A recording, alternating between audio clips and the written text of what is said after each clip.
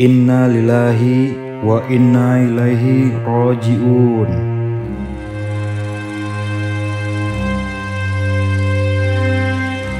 Tujuh tahun telah berlalu, namun peristiwa itu masih membekas hingga kini.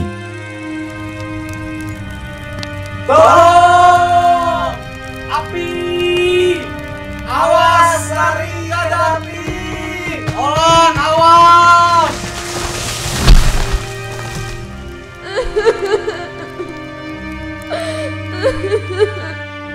Tahun 2018 menjadi tahun yang tak akan pernah dilupakan oleh Olan dan tim pendakiannya saat itu. Gak lama ada orang running nih turun. Ada orang running turun, terus habis itu naik lagi dia, teriak-teriak. Mas, beres. Dia ngomong kayak gitu. Ah, kenapa gitu? Itu di bawah udah kebakar.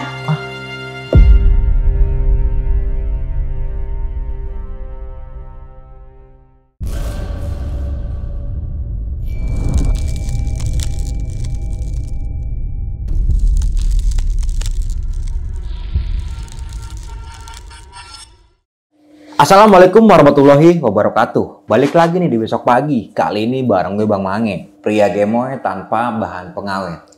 Oke nih sob, di malam kali ini gue kembali menghadirkan narasumber nih yang memiliki cerita heroik tentang pendakiannya di Gunung Lawu. Itu pada tahun 2018. Jadi 2018 ada berita tentang kebakaran di Gunung Lawu nih. 13 orang yang terjebak di dalam lingkaran api tersebut. Dan salah satunya adalah narasumber gue pada malam kali ini. Untuk lebih jelasnya, langsung aja nih gue sapa narasumber gue pada malam kali ini.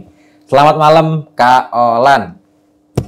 Halo kabar Bang, nih, Kak Olan? Alhamdulillah baik. Sehat Kak Olan ya? Alhamdulillah sehat. Berapa tahun ini kita gak ketemu ya? 2 bulan yang lalu anjir. Oke, Kak Olan, terima kasih banyak nih ya udah mau datang lagi dan mau berbagi ini pengalaman di tahun 2018 ya. Antara hidup dan mati, selamat dari kobaran api di Gunung Lawu. Wah, tapi ini dramatis banget ya. Dan untuk lebih jelasnya nanti bakalan diceritanya kali Nana tentang pendakian lu di tahun 2018 pada saat itu ya. Oke. Namun sebelum kita masuk ke ceritanya nih, bagi teman-teman semua yang belum subscribe, silahkan di subscribe terlebih dahulu, like, comment, and share. Jangan lupa nyalakan loncengnya agar teman-teman semua nggak ketinggalan video terbaru dari besok pagi. Dan buat teman-teman semua yang pengen menjadi narasumber di besok pagi, kalian bisa langsung aja nih kunjungi di link yang ada di bawah sini. Mau nggak mau, suka nggak suka, bahwa hal gaib itu ada di sekitar kita. Tanpa berlama-lama lagi, langsung aja kita masuk ke ceritanya.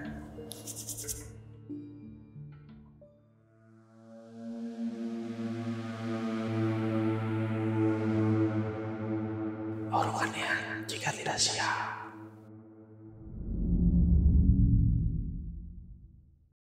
Oke nih, Olan mau menceritakan pengalaman pendakiannya di Gunung Lawu ya. Itu gimana awal mula ceritanya Lan, kalau boleh tahu? Awal mula ceritanya kakak gue sih ceritanya pengen reunian sama teman-teman lamanya. Oh, oke. Pengen naik. Dan gue juga nggak kenal sama orang-orang itu teman-temannya kakak gue Bang. Jadi 2018 itu gue lulus SMK, langsung diajak lah sama dia, ayo ikut gak ke Lawu. Karena gue juga belum pernah naik ke gunung-gunung di Jawa waktu itu. Jadi Jawa Barat aja gue muter-muternya gitu. Jadi waktu itu gue berdua sama kakak gue dari Jakarta, 8 orang dari Bogor, 3 orang dari Bandung. Tapi kita meet point orang Bogor sama kakak gue itu di Pasar Senen, Stasiun Senen. Oh, oke. Kita kumpul di situ buat menuju Bandung dulu, nyamperin yang 3 orang.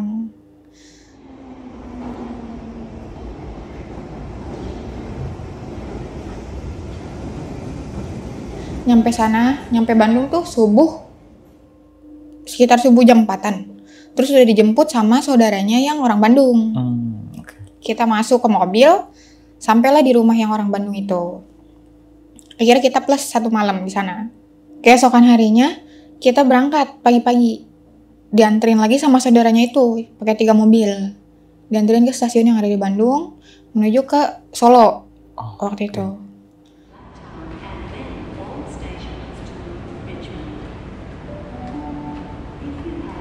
Sampai di Solo kita udah ditungguin sama orang elep.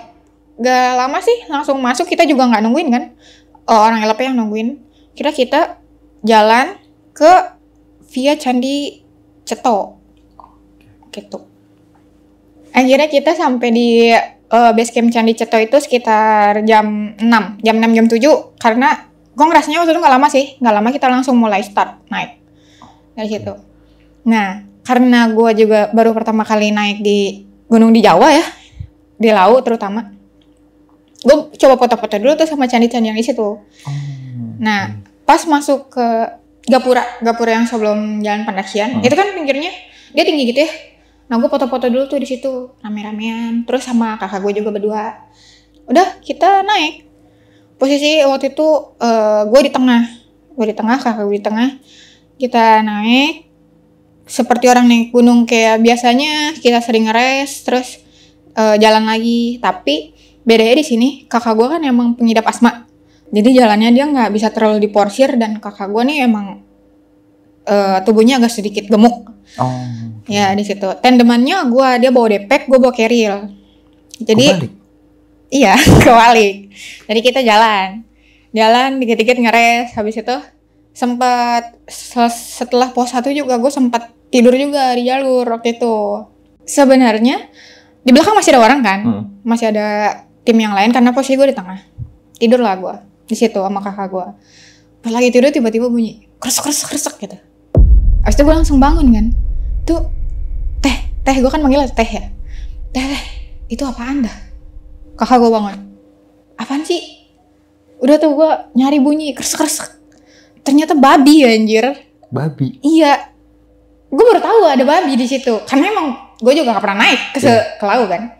Ada babi, gue langsung beres-beres tuh. Gitu karena emang ngeluarin snack juga.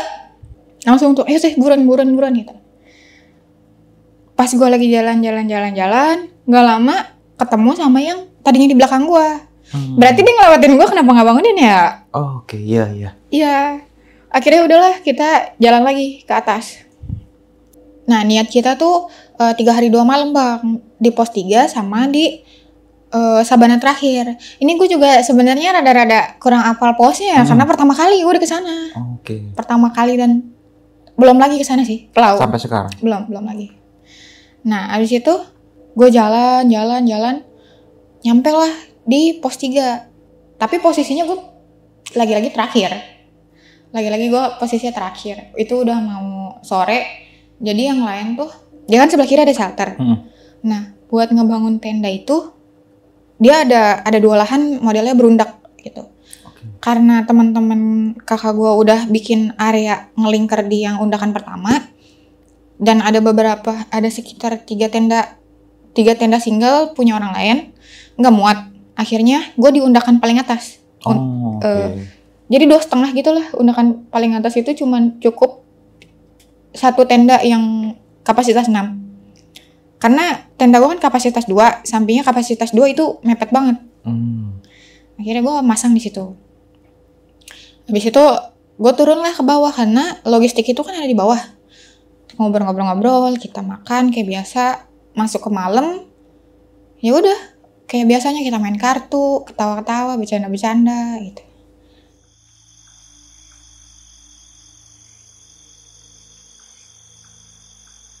Akhirnya gue naik lah ke atas kan sama kakak gue berdua. Pas gue lagi tidur, kakak gue ngebangunin. Lan, ayo temenin, kata gitu. Kemana? Ke air. Jadi di pos 3 itu emang ada mata air di belakangnya tuh, di belakang shelter. Jadi emang mata airnya tuh dari pipa gitu loh bang. Bukan yang kobangan atau mata air kayak gimana, itu kayak dari pipa gitu. Pipa warga kayaknya deh ya. Jalan tuh itu turun, masuk ke semak-semak gitu. Pas lagi masuk belok ke semak-semak, kakak gue gini, mundur gitu. Terus gue tanya, kenapa teh? Gitu. Terus kakak gue malah diem. Akhirnya gue senterin nih ke depan. Jadi ada sosok tinggi gede berbulu. Abang tau domba gak sih? Domba? Iya. Nah bulunya kayak bulu domba, warnanya hitam tinggi. Terus dia kayak lagi ngeginiin air yang dari paralon itu, kayak lagi cuci muka gitu. Udah lari lah gue duluan. Gue ninggalin kakak gue di belakang. Abis itu ternyata kakak gue ketemu lah sama yang orang Bogor, 1 orang ini. Kakak gue udah gak bisa ngomong. Udah kayak kunaon gitu. Gue langsung lari aja duluan ke atas, ninggalin kakak gue. Nggak lama gue turun lagi nih ke undakan pertama. Kakak gue lagi dikasih teh di situ. Udah pas selesai itu kayak udah tidur aja kayak gitu. Tidurlah gue naik sama kakak gue berdua di atas.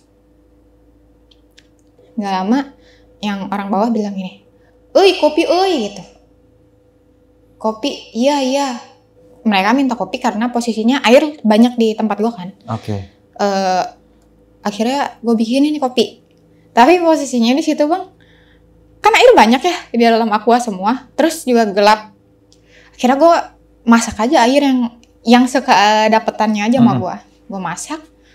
Tiba-tiba nih belubuk-belubukannya tuh beda. Belubuk-belubuknya mental. Terus gue bilang gini, teh kok bau ini ya, bau gas gue gitu. Terus lagi gue matiin tuh. Gue matiin, gue copot gasnya, gue cium. Enggak, dingin. Biasanya kan kalau nggak nyolok itu nggak dingin ya si ininya. Enggak dingin gue gitu. Gue colokin lagi. Terus gue nyalain lagi, ngebelebek lagi. Tiba-tiba terbalik langsung anjir.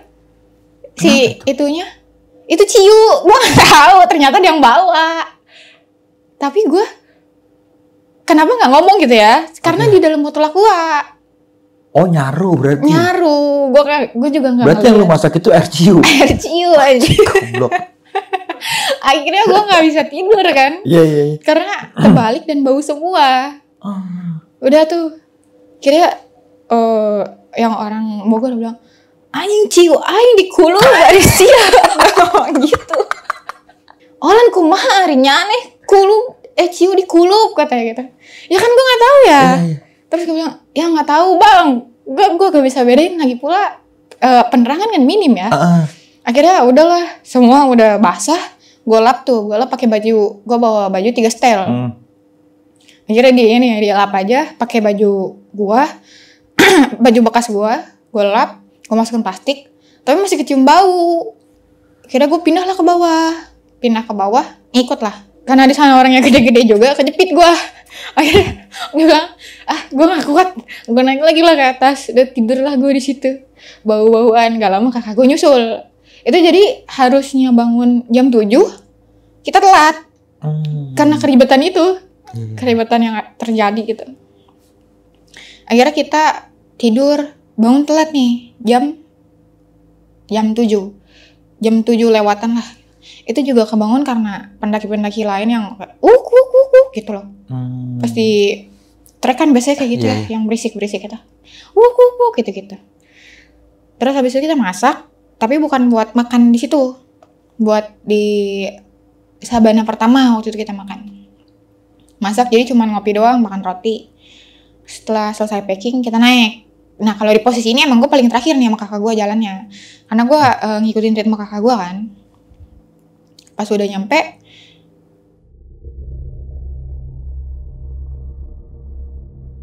di pos 4, gue duduk di seberangnya, yang lain sebelah kiri.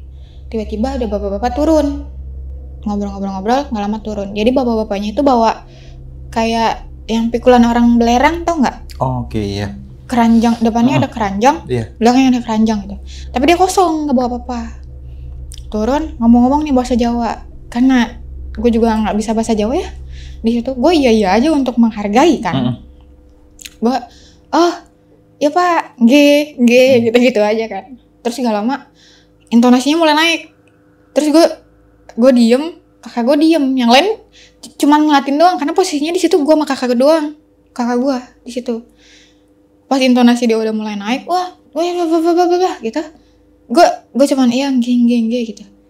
Jalanlah turun dia bawah, posisi juga pakai sandal jepit ya. Terus gak lama ada orang yang emang di dalam shelter itu orang lain arah turun. Dia nyamperin gue, dia bilang gini, udahlah gak usah didengar itu, orang gila itu, gituin. Nah gue juga kayak, hah gila, iya gue gitu-gituin aja kan, karena kalau misalkan gue lanjutin, iya gila karena apa, kan gak mungkin ya. Jadi gue, ya mas gitu, kata dia, gak usah diladenin kata gitu, orang gila itu. Terus ada yang yang salah satu orang Bogor itu nanya, emang dia ngomong apa kata gitu. Dia bilang gini, ngapain naik ke atas kata, nanti di atas ada perayaan gitu ngomongnya. Habis itu gak usah dengar orang gila, ada yang ngomong gitu. Akhirnya kita naik lah di situ. Kita sempat makan juga di situ, sempat masak mie sama makan yang dimasak di pos 3 itu. Kira-kira kita naik, posisi gue di depan waktu itu sama kakak gue, lama-lama kesusul paling belakang. Di situ juga di jalurnya itu udah kayak pohon-pohon yang habis kebakar, yang hitam-hitam, tapi dia masih berdiri kokoh, tapi udah jadi kayak arang-arang gitu. Terus jalan, masuklah di sabana pertama. Di sabana pertama itu awalnya gue masih ngelihat rombongan lain di depan kan. Terus gue sama kakak gue sibuk foto-foto waktu itu, foto-foto dulu. Terus jalan lagi, gue ngelihat banyak lubang. Ya lubangnya nggak segede gini lah lubangnya. Setiap lubang yang gue lihat pasti di situ ada sajennya. Jadi isinya kayak dialaskan daun pisang, atasnya kembang itu. Mungkin itu tradisi kali ya, tradisi orang sana. Tapi gue iseng aja gitu. Setiap lubang gue liatin, oh nggak ada. Ada lubang lagi, oh ada. Gak ada lubang lagi, oh ada lagi. Gitu.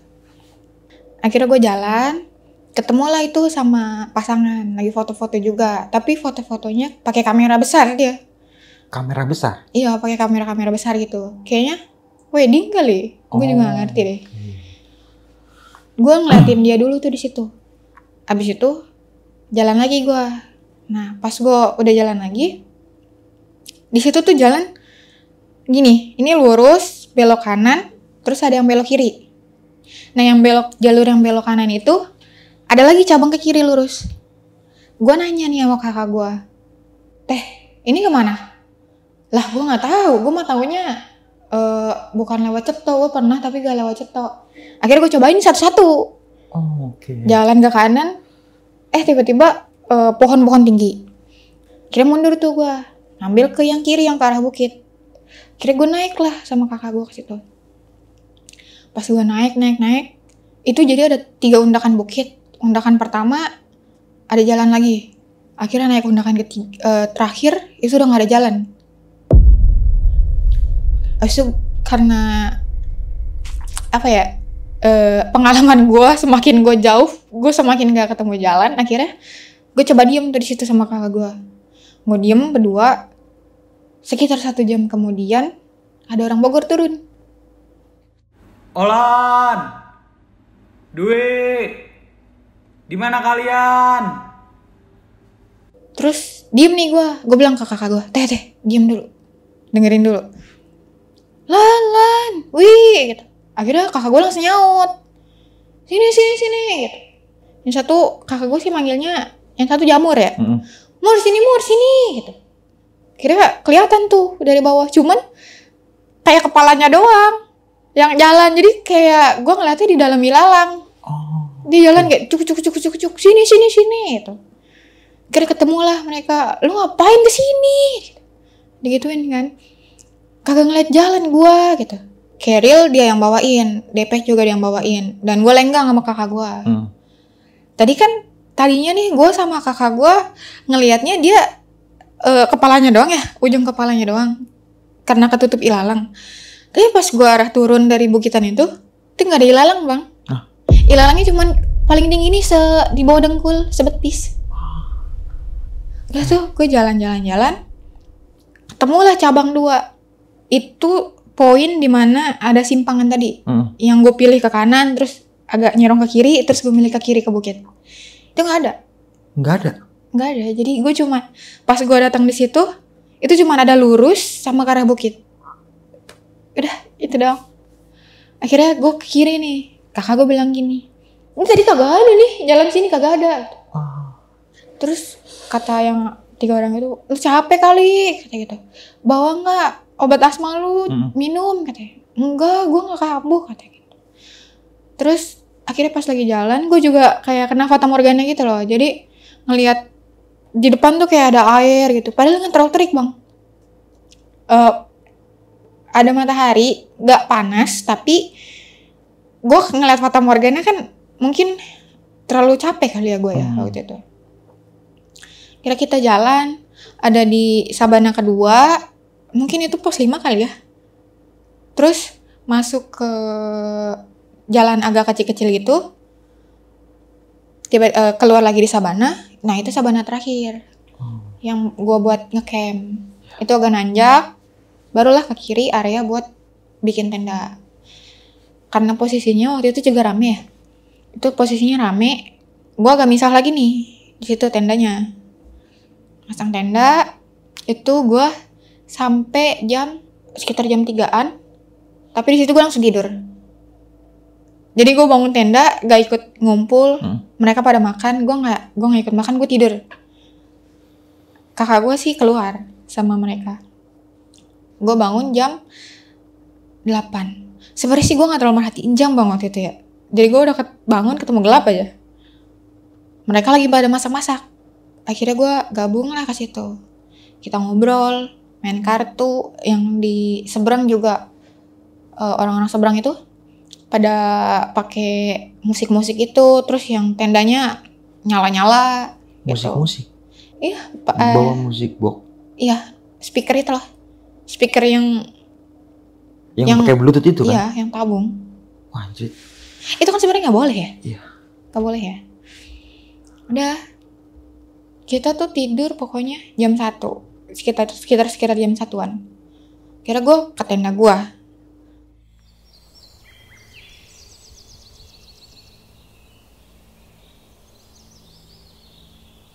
Terus setelah itu besok paginya tadi kita mau ngeliat sunrise tapi nggak keburu karena bangun jam 9 semua. Kira kita packing. Nah tenda itu emang ditinggal di situ kan. Kita cuma mau muncak doang, nggak lintas. Di situ pas lagi siap-siap tuh ada pendaki high class. Ada pendaki high class. Gue nggak ngitung tapi kayaknya lebih dari 30 orang. Jadi benar-benar serombongan. Kita panggil nih, bang makan. Biasanya kan kalau pendaki gitu di jalur nyapa ya. Makan bang, makan gitu. Karena posisi tenda kita emang dekat ke jalur waktu itu. Gak ada yang nengok sama sekali. Kayak cuman jalan aja gitu. Terus udah biarin aja kayak gitu. Akhirnya naiklah kita. Ketemu tanjakan pertama. Terus habis itu di situ posisinya gue di tengah nih sama kakak gue. Nah kakak gue bilang gini, udahlah lu duluan ngejar yang depan, katanya. Gue udah rada ngap katanya gitu. Karena oksigennya di tenda gak ke bawah. Nah kakak gue ini nungguin yang paling belakang. Ya udah, gue jalan lah ke depan, ngejar yang depan. Nah pas gue lagi ngejar yang di depan, itu gue ngerasanya kayak jalan gue kok lelet banget, iya kan? Jalurnya emang cuma satu. Jadi sebelah kanan itu udah bukitan ke atas, ke kirinya jurang gitu lah. Tapi nggak terlalu jurang sih. Dan itu cuma ada satu jalur waktu itu. Gue kira jalan. Karena gue udah mulai nggak pede, gue diem. Gue memutuskan untuk nunggu kakak gue. Duduklah gue di situ. Duduk sekitar 15 menit, adalah cewek turun nih berdua, pakai baju hitam. Yang satu rambutnya segini, pakai kacamata, yang satu berhijab. Nah, terus gue giniin kak, kayak gitu. Terus dia langsung kayak, iya turun, kata dia. Enggak, lagi mau naik ke atas. Terus, kok sendiri? Dia ngomong gitu. Enggak, di bawah masih ada teman, katanya lagi nungguin yang di bawah. Gue ngomong gitu kan. Akhirnya dia duduk nih. Dia duduk, ngobrol-ngobrol. Ya basa-basi ketemu orang gak kenal gimana sih? Dari mana? Gitu-gitu kan. Akhirnya dia minta minum. Karena posisinya waktu itu gue cuman bawa air mineral yang kecil. Itu di botol, tapi botol kecil. Akhirnya gue kasih lah semua. Sebelah kiri gue ada. Jadi gue pakai gesper yang ada buat naruh botol. Gitu. Nah kita ngobrol-ngobrol. Dia cerita kayak, aku naik sini tuh waktu tahun 90 berapa gitu. Gini gitu. Nah gue yang kayak, oh iya gitu. Dia menceritakan pendakian tahun 90 waktu itu. Ya udah, akhirnya gak lama tuh dia kayak gini. Itu airnya apa? Kata gitu. Oh yang ini mau, kerating deng kan? Mau? Enggak ah, itu apa? Katanya. Ini kayak suplemen gitulah buat penambah tenaga. Gue ngomong gitu. Terus kata dia, enggak. Katanya. Dia ngasih ciki lah ke gue. Ciki. Akhirnya gue jalan lagi ya ke atas. Karena nungguin kakak gue juga lama. Terus pas nyampe ke atas, gue masuk dari sebelah kiri. Gue masuk dari sebelah kiri, ada gapura. Gue masuk dari sebelah kiri. Ternyata semuanya udah pada situ. Sampai yang nungguin gue, harusnya di belakang gue, kakak gue di belakang, udah di situ. Semua. Gue digetok lah gue sama kakak gue kan. Lu kemana? Dia gituin gue. Terus gue yang kayak, gue yang ngeliat lu pada jalan. Terus tanya kan, emang lu lewat mana Lan? Ada namanya Bang Diki kan. Yang orang Bandung itu salah satu nama Bang Diki. Emang lu lewat mana Lan? Ya itu jalurnya kan cuma satu doang. Tah dulu dia gituin. Gue ditarik tuh ke arah yang gue dateng. Itu batu-batu doang. Dari arah jurang itu. Tapi gak begitu jurang sih. Ya intinya batu-batu gitu, banyak. Terus ada di situ istrinya Bang Diki bilang gini, udahlah ayo naik, kata gitu. Di pasar setan ya namanya. Kira gue naik sampai ke ada tangga. Nyampe ke tangga, terus kanan kirinya tuh ada lahan. Naik lagi ke tangga, ada shelter sebelah sini, sebelah kanan. Terus sebelah kiri ada warung pertama. Terus tadinya kan pengen ke Boim ya, tapi di Boimnya rame. Akhirnya gue di situ juga udah nggak ada Boim gitu, karena gue kan pengen ngelihat Boim nih gitu. Nggak ada Boim waktu itu. Akhirnya ke si warung yang pertama bapak-bapak dia tuh lagi makan di situ, makan pecel juga, makan gorengan.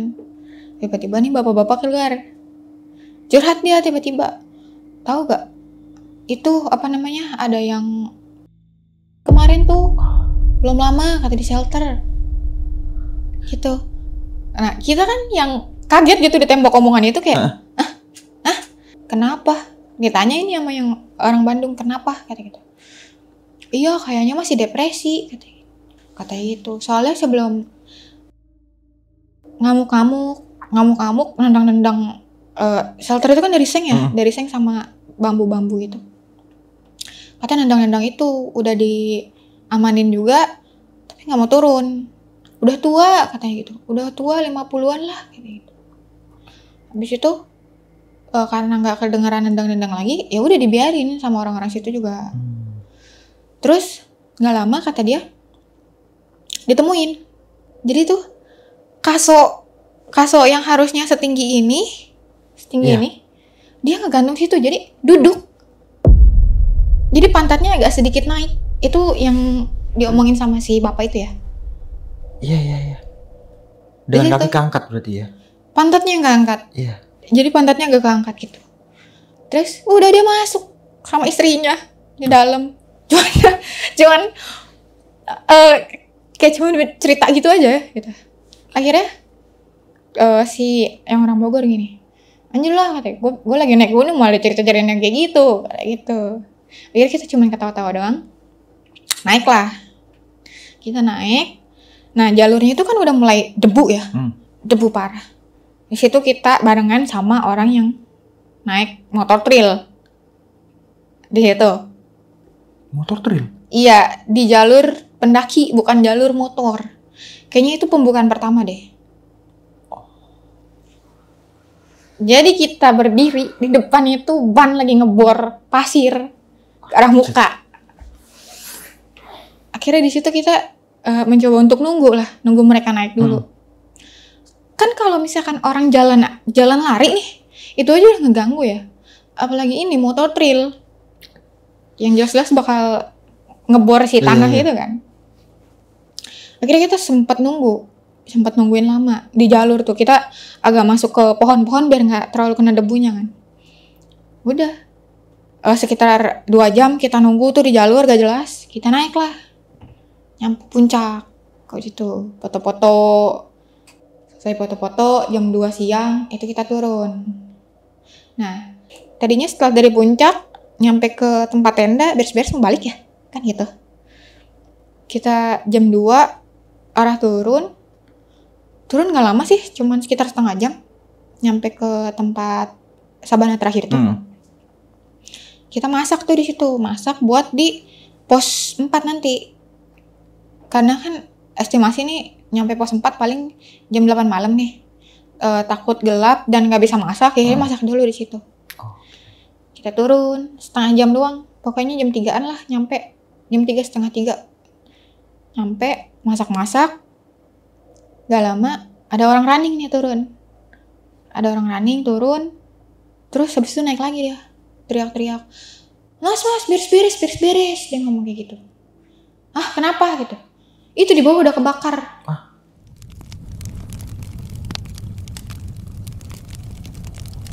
Karena emang posisinya kita dekat sama jalur pendakian, kita langsung bangun, kita ngeliat ke bawah gitu.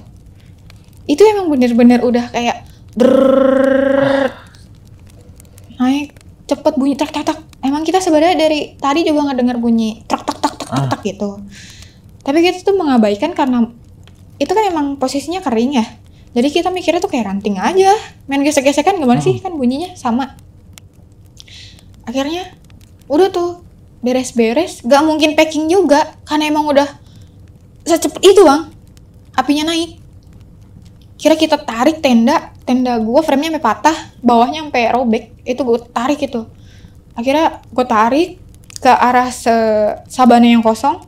Di situ di tengah-tengah itu ada lahan yang nggak ada rumputnya, jadi ngeliling gitu, lumayan besar. Kita tarik ke situ. Akhirnya langsung untuk packing. Nah di situ gue agak kecoh sama kakak gue juga waktu itu. Jadi kakak gue ini, namanya protek seorang kakak ya. Dia ngedorong gue supaya udah lu naik duluan. Ini biar gue yang megang kata gitu.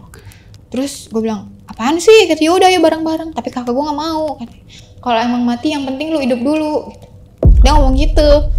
Kan ngebuat makin ricuh ya. Udah yuk bareng-bareng. Akhirnya itu tenda cuma digulung-gulung, asal masukin. Frame juga masih kepasang-pasang gitu. Udah, kita naik aja sambil bawa frame belum dimasukin. Panci segala apa. Kita jalan, kita naik ke atas. Akhirnya kita naik. Itu kan ada tanjakan yang bisa ngelihat ke sabana itu kan. Pas kita lihat itu udah habis. Itu padahal nggak ada 5 menit. Tempat yang lu camping itu? Iya. Dan tadinya tuh ya, kita buat menuju ke tanjakan itu butuh waktu setengah jam. Tapi mungkin ini the power of panic, itu nggak nyampe 5 menit. Kita nyampe atas. Dan kuasa Tuhan juga ya, ngasih kita kekuatan. Terus pas nengok itu udah habis. Akhirnya kita langsung naik lagi maksa ke atas. Udah pas nyampe atas, tadinya karena gak mau buka tenda gitu ya, kita ke Boyam. Kan tempat Boyam kan lebar ya, luas, bisa buat tidur juga, kayak base camp gitu. Tadinya kita mau nginep di situ, menumpang di situ. Tapi ternyata sudah ada tenda si orang pendaki-pendaki high class itu. Di dalam warungnya? Di dalam warung dia masang tenda. Dan itu posisinya Boyam nggak ada. Terus ada cuma satu bapak-bapak. Cuma ada satu bapak-bapak. Mereka nggak bangun tenda di situ kan, langsung ditegur ya sama ini gue. Cuman ditegur sama orang Bogor. Cuman sama yang lain tuh kayak udah nggak usah nyari ribut. Lagi keadaan kayak gini gitu. Akhirnya kita bangun tenda di yang itu loh yang gue bilang tadi, ada lahan kanan kiri setelah tangga, lahan kanan kiri. Akhirnya kita bangun deh tuh di situ. Logistik juga 3 kompor itu ketinggalan. 3 kompor nesting, terus ada daypack juga ketinggalan di bawah. Kebakar dong? Iya pasti. Terus habis itu akhirnya kita ke si warung mas-mas itu. Kita mesen nasi sama pecel gitu.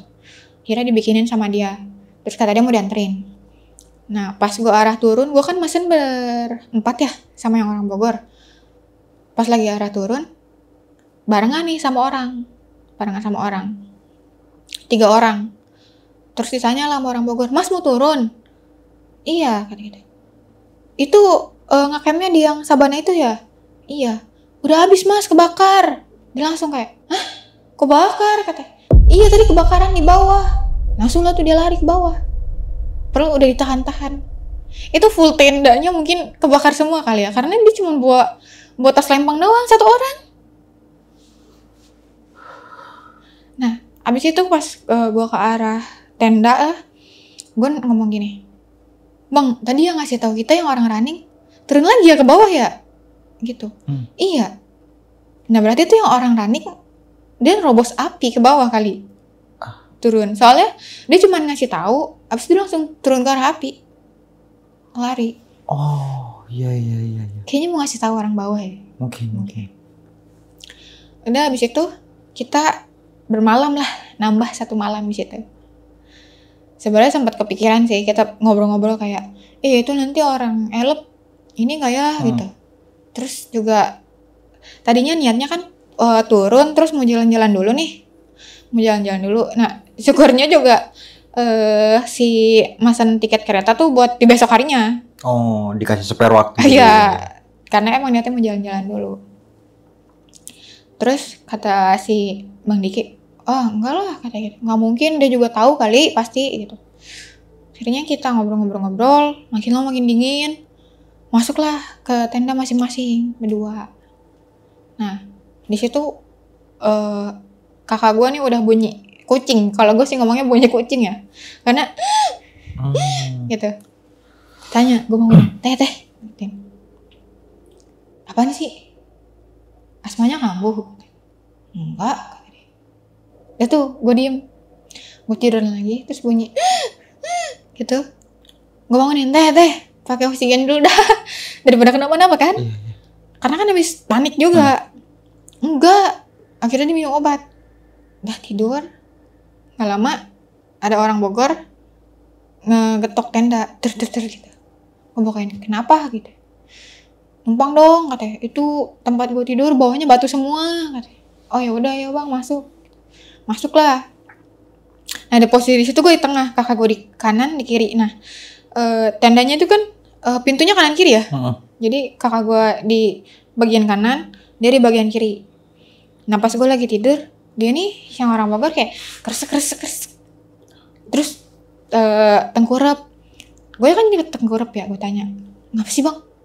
Enggak. Terus habis itu tiba-tiba bunyi ada orang lari. Tapi bunyi larinya tuh kayak pakai sepatu. Kan kalau misalkan orang lari nih pakai nyeker, pakai sepatu, pakai sendal kan beda bunyinya. Iya. Kalau ini kayak bunyi duk gitu di lari-larian. Terus gue gini, bang, denger gak? Kata dia. Habis itu bunyinya tuh kayak deket ngejauh. Berarti kan kayaknya dia ngelilingin lingkaran kita itu loh. Terus gak lama gue ngedenger yang nangis. Diem gue dengerin. Terus habis itu gue bangunin lah kakak gue, teh. Itu siapa? Kata kakak gue, Teh Ayu gitu. Jadi pas samping tenda gue emang Bang Dei sama Teh Ayu. Udah tuh situ. Kayaknya sih emang panik kali ya. Setelah melewati kejadian-kejadian itu mungkin panik ya, jadi nangis. Udah tuh, kira gue tidur. Terus gak lama bunyi lagi nih. Duk. Tapi larinya tuh kayak orang lari di tempat. Nah di bagian kakak gue. Duk. Kakak gue makin mepet nih ke arah kiri. Udah mana frame gue kan patah ya. Jadi di situ tuh kayak gini loh, teng gitu. Abis itu gak lama hilang tuh bunyinya. Pas hilang bunyinya, tidurlah kita. Pas tidur gue ngedenger bunyi ada orang yang nyakar, kayak sesuatu yang nyakar tanah gitu kan. Krrrr. Terus pas gue nengok ke kiri, si yang orang Bogor itu lagi ngeliatin gue begini. Kan gue kaget ya, anjing gue bilang itu kan. Terus gue tanya, kata dia, lu denger gak? Kata, iya gue denger, tapi lu jangan kayak gitu gitu. Di luar ada makanan gak? Nah di situ posisinya gue tidak memikirkan hantu, gue takutnya kucing gede, gue takutnya kan. Di luar ada makanan gak? Gue gituin. Gak ada, di dalam semua. Di sana yang lain ada gak? nggak ada, udah dalam semua. Oh ya udah, jangan buka tenda aja intinya kan. Tapi gitu, krek, terus nyenggol si frame, dar gitu. Dia kan getar, terus kan karena frame gue patah jadi si body tenda deng gitu kan. Akhirnya udah tuh didiemin. Nggak lama ada suara orang Bogor yang lain teriak, woi, salju, ngomong gitu. Itu posisi udah naik lah matahari. Kita keluar lah. Pas kita keluar bener, tenda gue udah penuh es di situ. Bukan salju, es. Udah ketumpuk sama es. Akhirnya gue kerokin, pakai nutrisari. Gitu. Sempet-sempetnya lah. Iya, ngerok tuh kan. Nah kita ketawa-tawa, bercanda gitu. Udah lupa lah, seakan-akan lupa yang kemarin kan. Setelah langsung packing, matahari belum nongol, baru kayak orang senja gitu lah, warna merah-merah gitu. Udah selesai itu, kita packing. Kan kemarin juga sempat mesen nasi ya sama si di atas tuh, si mas yang di atas. Kita ngambil nasi juga, di situ ngambil nasi. Turunlah, kita selesai nih ya kan, selesai. Jam 6, masih agak gelap tapi udah terang. Gimana ya, masih agak gelap tapi udah terang gitu. Perpindahan waktu itu ya? Iya, semacam itu. Kita jalan, turun ke bawah. Kita ngelewatin tuh tempat kita nge-camp kan. Temen gue mau nyari nestingnya dia, mau nyari depek. Ya udah, jadi arang. Kebakar. Abis itu kita turun lagi, ada lagi sabana. Nah di situ ada 3 tenda yang udah kebakar. Terus abis itu kita coba buat ngeliat kan, kita gini-giniin. Itu komplit, sleeping bag, keril. Kayaknya itu punya mas-mas yang itu deh. Oh, yang pas waktu turun dari puncak itu ya? Iya, kayak itu di situ.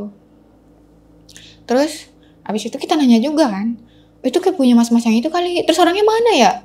Gitu. Gak tahu gitu. Mungkin dia entah turun atau dia naik lagi ke atas, tapi kita nggak ngeliat kan. Kira-kira turun lah. Turun lagi, ketemu sabana ketiga nih yang kata gue nyasar ke arah bukit. Yeah. Nah, pas gue lagi jalan di situ, posisi gue di belakang nih. Gue di belakang, nyusul nih ke tengah. Pas nyusul ke tengah, gue jalan lurus ngeliat ke depan. Tapi ini anak mata gue kayak ngerasa ada satu ilalang. Kayak rumput gajah ya. Rumput gajah yang mekar gini nih. Yang udah warna hitam gitu karena kebakar. Gue ngerasa tuh dia ngikutin gue di situ. Jadi kayak gue jalan, tapi ini ngikut gitu, jalan gitu. Terus gue nengok, masuklah gue ke tengah. Ketiga orang itu, basa-basi gue, mau bawain tas gue gak? Gitu. Enggak, ngapain, gue juga capek. Terus gue giniin, ngeliat gak? Ngomong gitu, ngeliat apaan? Enggak, ngomong gitu. Kira bertiga nih gue di tengah, kakak gue di depan.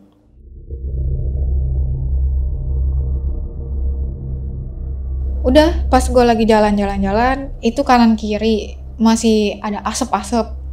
Ternyata itu kebakarnya dari yang kata bukit-bukit gue nyasar itu sama kakak gue. Yang sahabat yang pertama. Iya. Itu di situ pun masih panas. Gak ada jalan juga, nggak ada yang warna rumput coklat lah, minimal itu nggak ada. Itu udah kebakar semua di situ. Udah, gue turun, nyampe tuh ke pos 4. Masih ada sisa nesting kan? Sisa nesting dan kompor gue sama. Jadi di situ kita ngopi dulu. Kita ngopi, cerita-cerita masalah yang di atas. Terus akhirnya turun lagi, nyampe di pos 3. Nah pas di pos 3 itu kita makan dulu. Kita makan dari bekal yang atas tuh, yang kita makan. Selesai makan, turun lagi lah kita. Sampai di base camp sekitar jam 1 siang. Gitu. Oke.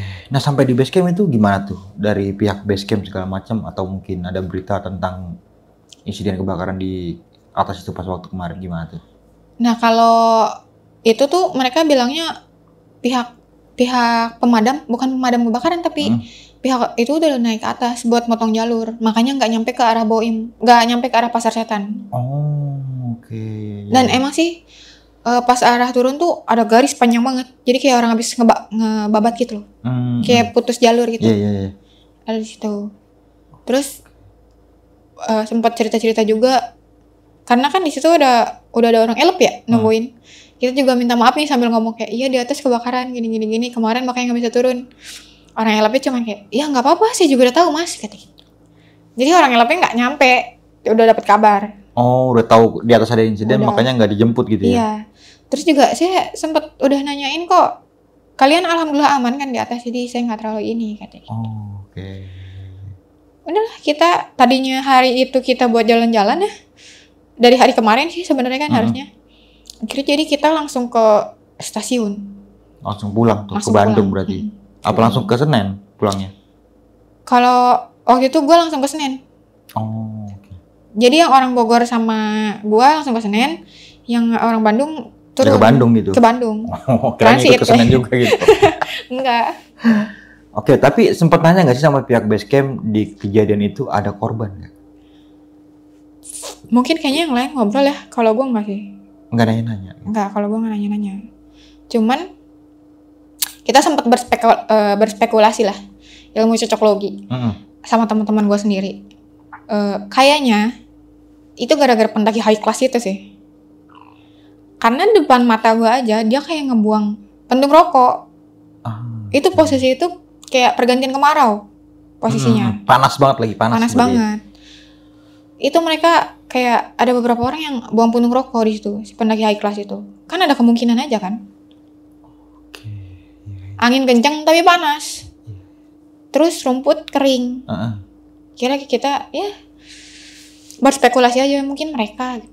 Kemungkinan ya. Kemungkinan. Bukan menuduh berarti. Iya, kan? tidak menuduh. Berarti kan jarak tenda lu sama titik api itu jaraknya jauh nggak sih, Lan? Nah, kalau yang pertama itu, Iya, yang pas sebelum mas-mas running itu ya? Iya. Gue tahunya kebakaran pas mas-mas running ngasih tahu. Iya. Itu jaraknya berapa jauh dari tempat tenda lu? Itu jauh sih pas pertama itu. Oh, oke. Itu jauh. Jadi kita kayak bisa ngeliat ke arah bawah, itu udah asap. Tapi lagi jalan ke atas gitu. Iya. Jadi yang nyamperin tuh kayak asap gitu. Apinya nggak kelihatan.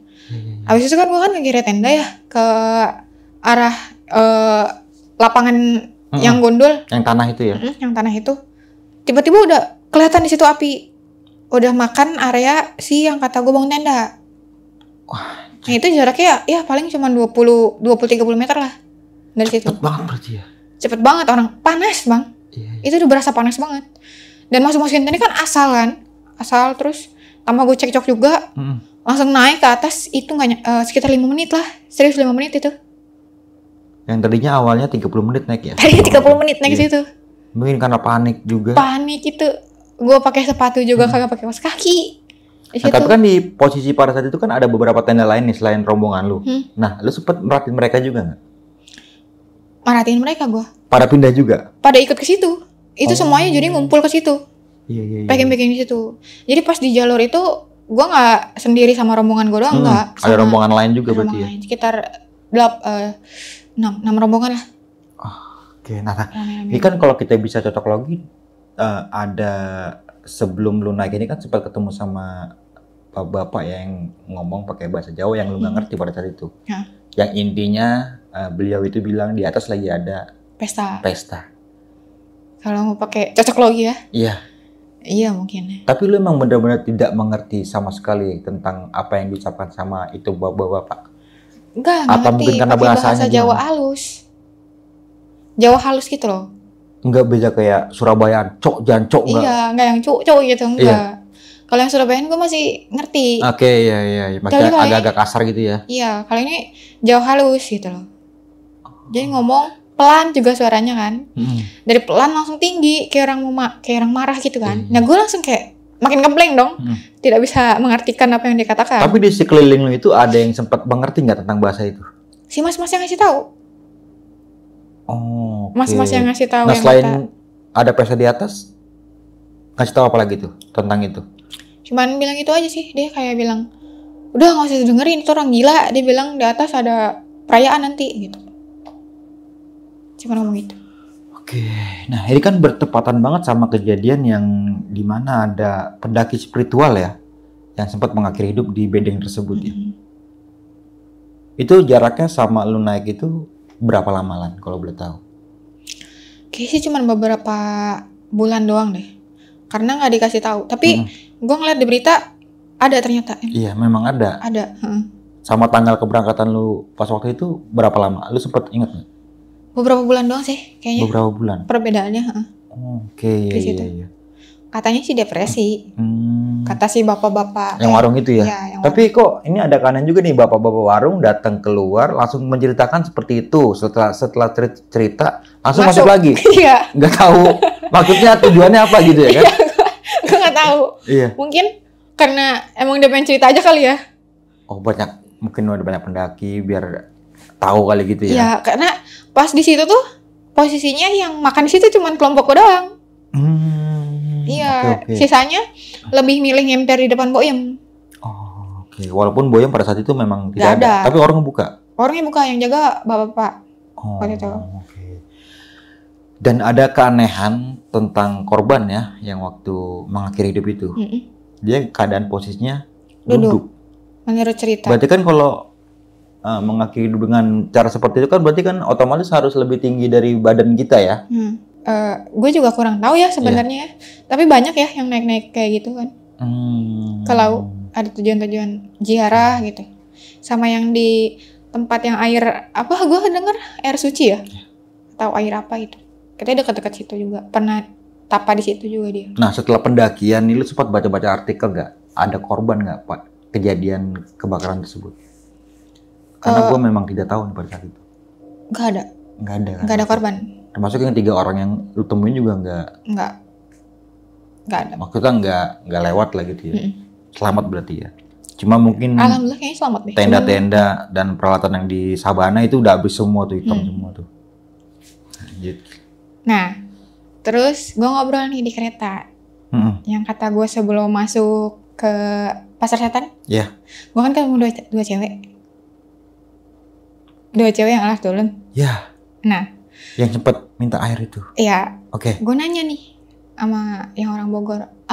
Pas di atas ngeliat ini nggak? Yang cewek arah turun. Gue ngomong gitu berdua. Tiba-tiba aja gue kepikiran gitu. Enggak. Kenapa? Soalnya pada saat itu yang emang naik itu terakhir ke puncak kita kan. Oke. Jadi harusnya orang turun tuh ketemu. Sama yang lain tuh gue ngomong gini. Tahu gak yang kata itu? Yang pas arah turun kalian ngeliat cewek gak sih 2 orang? Mereka juga bilang enggak. Berarti gak ada yang lihat? Nggak ada yang lihat. Terus gue kan waktu itu gue bilang, nih gue dapat oleh-oleh, gue ngomong gitu. Tadi pas di stasiun pas gue ganti baju, gue kan ngeluarin karena posisinya itu ada di head si baju itu kan. Jadi tuh si cikinya itu kan tadi kan gue taruh di belakang ini ya, flanel. Terus pas lagi di atas itu karena panas, jadi main gue gulung aja gitu sama ciki-cikinya. Gak gue lihat, gue gulung. Terus gue masukin ke si DP kakak gue. Pas udah selesai arah turun tuh semuanya kan beres-beresin, ganti-ganti dimasukin ke sini, barangin masukin ke situ gitu. Itu juga ciki gak gue buka, tapi gue nggak kalau itu ngempes. Jadi kayak ambil masukin aja. Gue juga lupa kalau di situ ada ciki. Gitu. Habis itu gue pas mau ganti baju di stasiun, gue nyari baju kan, di head carrier itu gue buka, gue tarik, kok bunyi kersek-kersek itu, gue buka lah. Iya. Pas gue buka, gue baru ingat ternyata ada ciki. Cikinya itu udah ngegulung. Habis itu gue bawa, pas gue angkat ada pasir dong. Pasir? Iya, pasir. Tanah sih, tanah sama pasir gitu loh. Itu adalah salah satu ciki yang zaman dulu biasa kita makan itu kita tempel-tempelin dulu baru kita makan. Oke, kayak semacam model kayak ciki jeki ya. Itu. Yang ditusuk-tusuk dulu gitu, yang bulat-bulat gak sih? Iya. Nah itu biasanya kan kayak kita jilat-jilat dulu kita tempelin sama panjang. Ditusuk-tusuk pakai lidih gitu, kayak sate-satean gitu. Iya, itu ciki itu. Wah, itu udah kusam, itu udah banyak pasirnya, udah tanah basah gitu. Gue lihat, gue langsung gue buang di situ. Pas di stasiun itu. Akhirnya gue ngobrol nih, yang pas lagi di dalam kereta, kita balik lagi ke kereta ya. Gue ngobrol terus gue bilang gini, Olan juga sih, yang Olan inget ya, mereka ngomong tuh gini. Saya sih waktu pas lagi naik tahun 90-an. Iya. gitu kan. Tapi yang gue lihat muka lu tuh muda, seumuran gue. Nah itu gue baru ngeh. Itu 2018. Dia ngomong tahun 90-an. Harusnya muka dia udah kayak udah ibu-ibu neneng lah. Iya. Ya udah kayak mak gue kan. Gue langsung Tapi kayak, sepantaran lah. sepantaran, mukanya sepantaran gue. Ya paling kayak 20-25 gitu. Gue baru enggak di situ. Terus gue kayak diem tuh. Akhirnya bengong tuh gue. Gue bengong aja ke arah jendela. Terus gak lama gue kayak ngeliat orang nih dari luar. Harusnya kan gelap ya karena ngeliat persawahan itu. Kita ngelewatin persimpangan yang kayak jalan raya mau ngelewatin rel gitu. Iya. Itu terang. Gue ngeliat ada salah satu dari cewek itu di situ. Halo sob, sebelum lanjut ke video, gue mau kasih tahu nih bagi teman-teman semua yang mempunyai cerita horor, kalian bisa langsung aja kirim cerita kalian ke Instagram kita, yaitu dengan keywordnya besokpagi.edv atau ke email besokpagi.ch@gmail.com. Tunggu apa lagi? Langsung aja kirim cerita kalian segera. Kan langsung set lewat gitu. Gue langsung apaan ngomong gitu. Udah gue bilang gak usah ngikut dah. Gue gak ngapa-ngapain ngomong gitu. Tapi kan ada suatu keanehan nih pada saat lu ngobrol berdua sama dua pendaki ini ya. Dia bertanya tentang minuman yang lu bawa. Yang tadi lu sempat bilang Kratindeng. Dia nggak tahu. Nggak tahu. Itu minuman apa? Iya. Kratindeng kan lu nyebut Tapi merek berarti ya? Kratindeng itu kan dari zaman dulu gak sih? Lu nyebut merek tapi kan? Nyebut. Kok dia nggak tahu sih? Kok nggak tahu. Dan pada saat itu ya bang, tadi gue sempat ngomong gak sih? Gue ngobrol sama dia tuh gak lama, cuma 15 menitan. Kalau misalkan akumulasi waktu ya. Dan gue langsung jalan kan, langsung cabut ninggalin mereka. Itu ternyata gue sudah ditungguin sekitar 2 jam. Oh, yang pas waktu lu sampai itu seperti Di ditempelin Gapura. sama kakak lu ya? Iya. Itu sekitar 2 jam gue. Makanya pada nyemprot gue langsung. Oke. Dan yang anehnya lu nembus jalannya bukan dari jalur. Bukan masuk ke tengah gerbang. Ke tengah gapura itu. Iya. Tunggu kanan kiri. Enggak. Dari arah kiri gue dari arah batu-batu. Tapi itu jalur gak sih? Enggak, batu. Jadi batu-batu. Lu kemana selama 2 jam itu? Ngobrol. Tapi kan lu tadi sempat bilang itu cuma 15 menit. Iya. Gue cuma ngobrol doang sama mereka. Tapi suasananya atau perasaan lu pada saat lu ngobrol berdua sama sosok pendaki ini, itu gimana? Lu nggak sadar apa biasa aja gitu hawanya? Biasa aja hawanya, nggak merinding, nggak kayak hawa-hawa yang kayak gimana. Atau cuman mungkin kayak perbedaan aura gitu? Tadinya kan dingin ya, sejuk. Cuman kalau itu kayak sedikit pengap, nggak ada angin. Itu sih, itu Pas doang. lu lagi ngobrol berdua sama dia? Iya. Jadi kayak orang yang di dalam ruangan, Iya. nggak ruangan tertutup, nggak AC nggak nyala, kipas nggak nyala gitu, pengap, nggak ada angin. Itu doang sih yang gue rasain. Dan gue ngehnya pas di kereta gitu. Pas gue lagi mikir-mikir, terus tiba-tiba, oh iya, Ciki tadi, gitu. Barulah gue sampein ke kakak gue. Baru diinget-inget Iya. seperti ini tahap-tahapannya, ternyata endingnya lu sempat bertemu sama sosok ini di kereta. Maksudnya di pinggir jalan Iya. kereta itu. Jadi pas lewat perlintasan jalan raya, Iya. itu kan jelas posisinya mukanya lah. tutup. Jelas dia yang rambutnya pendek. Berdiri apa di motor tuh? Berdiri ngadep ke arah sana. Jadi ngadep ke arah berlawanan kereta. Jadi dia diri aja gitu ngadep lurus, nggak nengok ke gue, nggak. Berarti ngeliat dong lu. Gue ngeliat. Dan mungkin gue ngehnya pas di kereta karena kejadian-kejadian sebelumnya kebakaran, ini apa juga. Jadi gue nggak terlalu mikirin kan. Oke. Nah gue nginget, udah ngobrol, malah nongol. Tapi setelah di kereta lu sempet cerita-cerita nggak sama rombongan kakak lu itu atau teman-teman yang lain? Sempet cerita. Salah satunya adalah sempet yang lu ketika bertiga menengok langsung ke kanan itu yang tiba-tiba ada tangan tuh. Iya. Cerita juga seperti itu. Cerita. Nah yang rombongan depan itu mereka ngelihat, katanya ngelihatnya itu kayak badan ular katanya gitu. Badan ular. Iya. Cuman badannya doang di tengah jalur. Besar. Enggak sih, cuman ngomong gitu doang. Nggak tahu besar enggaknya. Selain itu? Gue aing nggak dulu orai gitu doang. Habis itu yang pas gue nggak denger lari-lari, ternyata semuanya nggak denger. Yang ngelilingin Satu tenda. rombongan itu semua dengar? Iya, semuanya nggak dengar. Makanya yang kayu itu nangis karena nggak denger. Terus Ternyata malah nangis bukan karena takut tentang paniknya kebakaran ya? iya. Karena itu. Terus katanya juga oke. tendanya geter kayak gempa. Oh. Tendanya dia doang untungnya ya. Gua enggak. Iya. Gitu. Tapi teman pendakian lu yang sempat masuk ke tenda lu juga ngerasain juga tuh dia berarti ya? Ngerasain.